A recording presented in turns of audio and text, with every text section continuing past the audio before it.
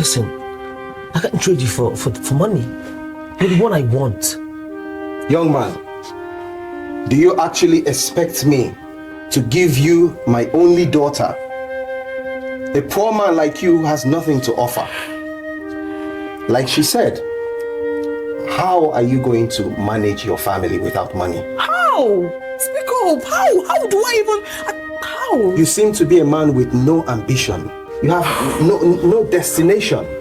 And here I am offering you an opportunity to change your life.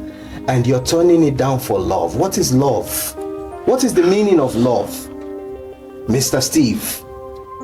I have been surviving without this money. And I believe I can survive without this money. Well, my daughter will not be surviving with you. She has to thrive. She has to flourish. I didn't bring her up to survive with a man.